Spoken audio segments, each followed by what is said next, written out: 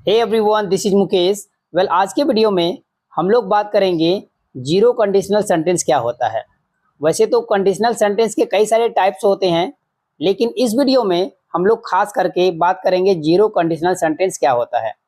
सबसे पहले मैं आप लोगों को बताना चाहूँगा, कंडीशनल सेंटेंसेस में टू पार्ट्स होते हैं। इसके दो हिस्से होते हैं। पहले वाले हिस्से में हम लोग क्या करते हैं, कोई कंडीशन रखते हैं, ठीक है। और दूसरा वाला जो हिस्सा होता है कॉमा के बाद, उसमें हम लोग रिजल्ट दिखाते हैं, उसका फल, वो जो कंडीशन है उस कंडीशन का रिजल्ट क्या होगा वो बात बताते हैं दूसरे वाले पार्ट में। यदि आपसे कोई पूछे कि कंडीशनल सेंटेंस क्या होता है, तो आप कहिएगा ऐसा सेंटेंस जिसमें कंडीशन रखा जाता है। कोई कंडीशन रखा गया, जैसे कि यदि तुम अच्छे से पढ़ाई करोगे तो तुम पास हो जाओगे। तो कंडीशन क्या है, यदि तुम अच्छे से पढ़ाई नहीं करोगे तो तुम पास नहीं होगे।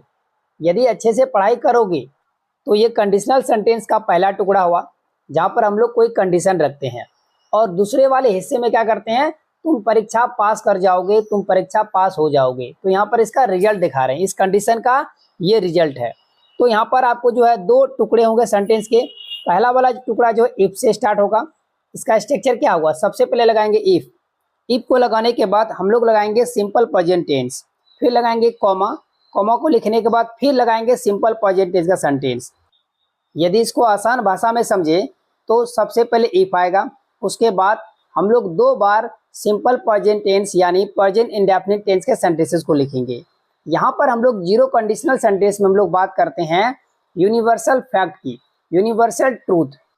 यदि इसके मीनिंग की बात करें तो ऐसी बातें जो हमेशा सत्य होती है, सही होती है, सच होती है, हर कोई इसको सत्य मानता है। जिस तरीके से if ice melts it becomes water, कहने का मतलब है यदि बर्फ पिघलता है तो वो पानी बन जाता है।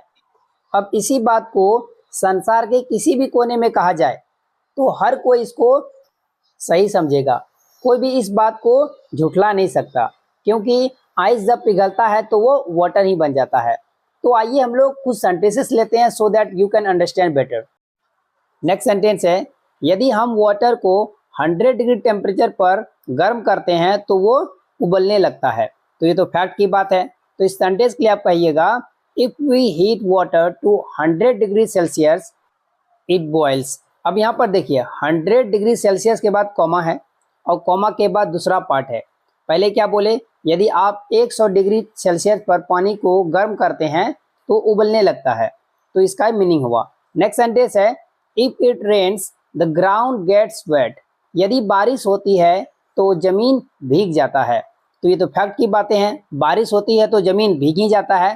तो ध्यान देने वाली बात है, यहाँ पर दोनों सेंटेंस जो है इट रेन्स और the ground gets wet simple present tense में है, ठीक है। ये फैक्ट बताते हैं हमें। नेक्स्ट सेंटेंस है, if you touch fire you get burn. यदि तुम आग को छूते हो तो तुम जल जाते हो, ठीक है। अगर कोई आग को छुएगा तो वो जलेगा ही, ये तो फैक्ट बातें हैं। नेक्स्ट सेंटेंस है, if the sun sets it becomes dark. कहने का मतलब है यदि सूर्य अस्त हो जाता है, सूर्य ढल जाता है तो अंधेरा हो जाता है। सही बात है, जब सूरज डूब जाता है तो अंधेरा हो जाता है। ये तो यूनिवर्सल फैक्ट है। तो इसी से जुड़े आप एक दो सेंटेंस लिखिए। If you make any mistake then I will correct it.